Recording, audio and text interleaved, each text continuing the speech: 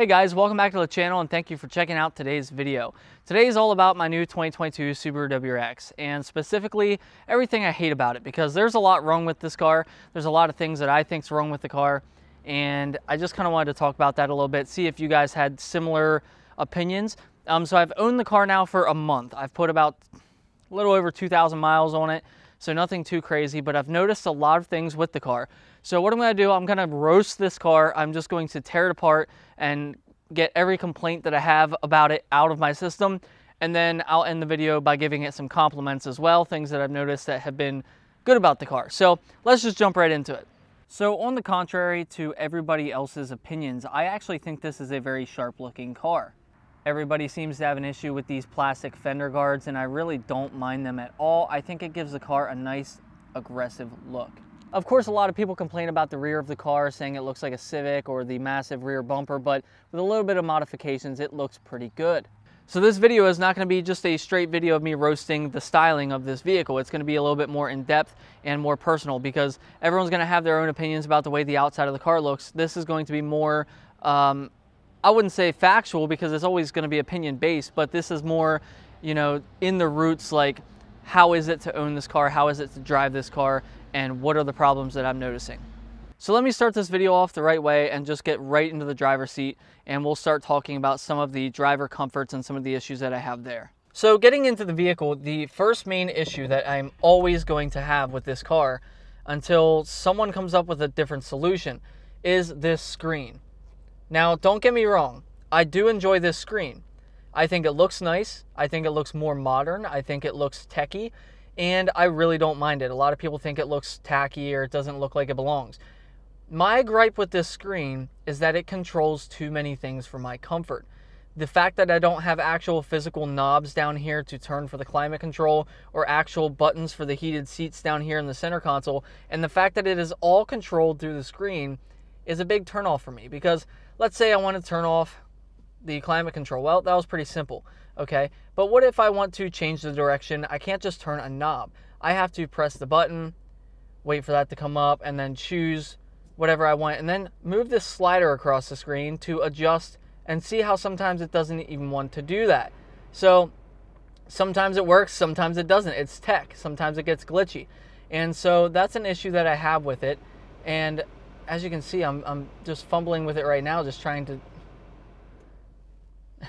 So another issue is the heated seats. You don't just have a heated seat button, okay? You actually have to go into the screen and you have to adjust the heated seats. If you're in a climate where you never have to worry about heated seats, this is not an issue for you. But if you are in a colder climate, this gets annoying very quickly. The actual temperature control here on the sides is perfectly fine. I'm glad that they kept that a button. I love the use of the front defroster button. It just instantly full blast turns on the defrosters, the rear and mirror defrosters on a button. I love all that. I love that there's still a physical volume knob and you don't have to mess with that too much. But another gripe that I have with this car. So I just connected my phone to Android Auto and fired it up, and you can see that it only uses half the screen. This is really dumb. I do not understand why they did not utilize this whole screen, at least down to this bar here. So you can see that it cuts off here and has radio controls down here, which are pretty much useless. You can turn the radio on with your Android Auto, so you can pull up your maps and still listen to the radio, but 90% of people listening to Apple CarPlay or Android Auto are listening to their own music and not the radio. So this whole section down here not being able to be used by the actual screen is annoying, because when you have the GPS up or something, it's in this tiny little screen about the size of your phone, instead of what could be, you know, a better design. That's just the other issue that I have with the screen. Besides that, I think everything else works as it should, and I really don't have too many other issues there. Now get ready for this one, because this is a giant issue. I absolutely hate the shifter and the transmission in this car. And when you choose a manual transmission, that becomes cumbersome, because you literally touch this shift knob every single day, all the time you're driving it. So you want to put this thing in first gear, it feels like you're braking it. You want to, you know, do a nice quick shift into second, third, whatever, it feels like you're braking it. You want to downshift, it feels like you're braking it. It does not feel good. It feels like there's something wrong with the factory shifter. And I know that there's not actually something wrong with my factory shifter, because I've had 4 WRXs now. So I know that they all feel this way. I've driven other 2022s. I've driven plenty of VA chassis. I've driven older WRXs with the 5-speed, and they all feel like this out of the box. It's very disappointing that Subaru has not yet done something to make these feel better. One nice thing about this is that the aftermarket has done a lot to fix this problem and make it less noticeable, with shifter stops and short shifter kits and shifter plates and bushings and etc. But you got to spend all that money just to get a shifter to feel like it would in, say, a stock Volkswagen Golf, where the shifter feels a lot nicer. So it is very disappointing that Subaru hasn't done much to address that. This is going to be a small gripe. Again, I'm saying small gripe, so please understand that this isn't like a deal breaker for me, right? But the steering wheel controls have changed from this WRX, or from the last WRX to this WRX, and they removed the pause play button. So anytime you wanted to pause your music or, you know, whatever, you could just do that right here in between. I believe it was in between the skip buttons. So you have your volume up and down, you have your forward and backward skip, but there's no pause button. You can't push in the volume button. You can't do anything to pause the music without actually coming over here and pressing the pause button. Let's talk about Subaru's build quality. So this is a premium WRX with the Harman Kardon sound system upgrade and the moonroof. So it's a nice package. I very much enjoy the Harman Kardon sound system. It sounds so much better than the stock system. It is actually a very nice sounding system. However, this door panel rattles every single time you play music. It sounds like it's coming from the door handle, and if you put your hand here on the door handle, it goes away. Okay, maybe I could take it to Subaru and have that diagnosed and have them fix it, right? Well, what about all the other rattles? What about the rattle that comes from my mirror? The rattle that comes from this little box here that surrounds the high beam sensor, which we'll get into in a minute because that's another issue. What about the rattles that I get coming from the rear deck lid, or the rattles I get from the middle of the headliner? Or how about the rattles that I get from this door? This car has stiff suspension. It has a droney exhaust, and it just vibrates everything. And it's very annoying. It makes the car feel very cheap. And while we're on the topic of cheap, I do not like the fake carbon. I know I said I wasn't going to talk a whole lot about designs, but since we're here, I actually very much enjoy the interior of this car. If you did a couple of small things, like maybe replace this fabric with Alcantara or suede or leather, which they do in the GT model or the limited model, I think that's fine. On the base model, it's kind of meh, but whatever. It doesn't look ugly. It just could look better. But that fake carbon fiber, the silver fake carbon fiber print, just ruins it for me. But again, there will be aftermarket add-on pieces to cover all that up with real carbon or gloss black or whatever you want. So again, not the end of the world. So we were talking about rattles, and I pointed out this mirror, which has the sensor for the auto-dimming high beams. There's a big issue with the auto-dimming high beams, and that is that they do not work. Okay, so these auto-dimming high beams can be adjusted in the settings menu, and you can adjust the sensitivity to basically low, medium, or high. If you come into the settings and we go to, I believe, car, and we go to auto light sensor. Light sensitivity, I have it on max right now. There's minimum, low, mid, and max. So if you set it at minimum, it doesn't shut the high beams off for anything. If you set it to low, it barely does anything. If you set it to mid, it's sensitive enough that sometimes it'll shut off for other people coming your direction, but also sometimes shut off if your lights hit the street sign the right way, or you go underneath a street light or something like that. I have it on max setting right now, and my car still high beams people all the time. So it is frustrating because it's a built-in feature that I can't really do anything about besides keep my car out of auto mode. So if you have it in auto mode and you put the high beams on, you will get the auto high beam. If you put it in regular just on, then you can control the high beam manually. So it's frustrating that I have to do that, but it is what it is. We're going to keep talking about the interior a little bit, so I apologize, but this is where you spend most of your time.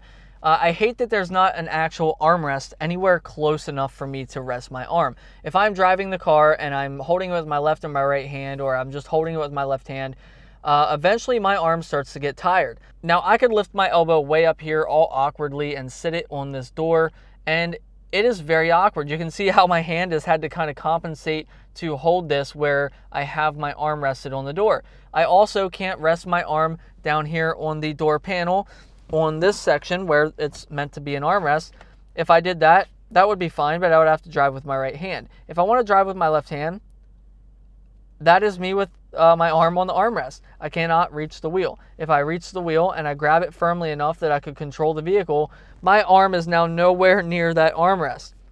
Now you could lower the steering wheel, you could extend it back and play with it to your body style to get it to work. I've tried that and none of the ways that I've done have been good enough to get it to work. Another big issue that I have with this car is also a complement. So we'll kind of skip through that. We'll hit all that at the end. But the issue that I have is how stiff the stock suspension is. This is a good thing, and we'll get into that, but it's a bad thing as well. If you have a passenger in the car, you just want a nice, leisurely, soft ride. Of course, you GT guys that, you know, wanted the GT model, you get that nice electronic dampening suspension, blah, blah, blah, blah. Everyone else that had the manual or, you know, base, premium, limited, whatever, we all got the same suspension, and it is super, super stiff. Every little bump is like, you can hear the strut. It sounds like the strut is bottoming it out. It does not sound healthy. It does not sound good. But at the end of the day, it is a Subaru WRX. It's not a Mercedes. So I get it. But let me just say that I have had aftermarket coilovers on my cars that have not been as bumpy as the stock coil or the stock struts on this car. It is just uncanny. It's like unbelievable how stiff the stock suspension is. There's one more design flaw that I want to talk about, and it's on the outside of the car, and you guys might have trouble seeing it, but there's two things on the outside where I would call it a design flaw. You can kind of decide for yourself, but it's just something that bothers me. If you get far enough away and you keep your eye in between that fender flare and the door, I'm going to have a hard time showing it now. Next time you have your car out and you're kind of a further distance away, keep an eye right there where I just pointed to. You might be able to see it now, but it actually looks like a dent. And when you are like parked in a parking lot and you're kind of far away from your car walking up on it, it looks like somebody dented your fender. It is an interesting, the way that it flows there is just very interesting, and it definitely looks like a dent at certain angles. So that's just something that bothers me about the exterior a little bit. Not a big deal. And last but not least, the previous generation WRX did the same crap. And that is that this bumper, if you've never removed it, if you've removed it 100 times, it doesn't matter. It starts to kind of crinkle up. You can kind of already see it's getting like a waviness to it right there above the grille. If you kind of like watch the clouds, and eventually that'll get worse and worse and worse. So you can see it there at the top of the bumper, how it's altering and distorting the clouds. And it did that even before I ever had this bumper off to install this grille. You can see it over there a little bit too. And it'll eventually make its way into the hood where the hood latch is. So the previous generation WRX did the same thing. Right on the hood, you could almost see where the hood latch was. I don't know why. I don't know, just thin metal, I guess, but that's an issue. I don't like that. So let's go ahead and hit this car with some compliments now, why don't we? So something that I just complained about is also a good thing, and that was the stiff suspension. Don't get me wrong, it is a little frustrating when you're driving downtown and you're hitting little mini potholes and it feels like you're falling into landmine craters.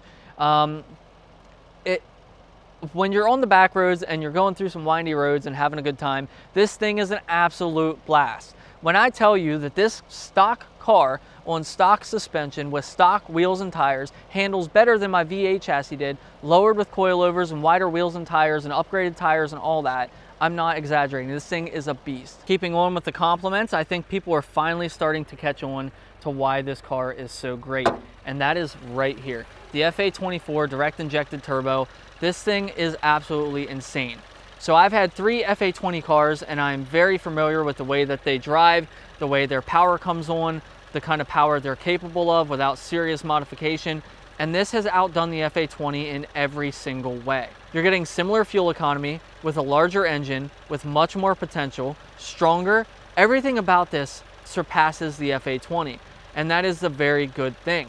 Prime Motoring just tuned their 2022 Subaru WRX. They had a front mount intercooler, a turbo back exhaust, and an intake on an E50 blend, and their car made 470 wheel horsepower, and it could have went further. But they are just trying not to blow it up. They don't want to push the limits because they don't really know where the limit is yet. They did also upgrade their clutch to be expected at 470 wheel horsepower on an intake, an intercooler, and an exhaust. How crazy is that?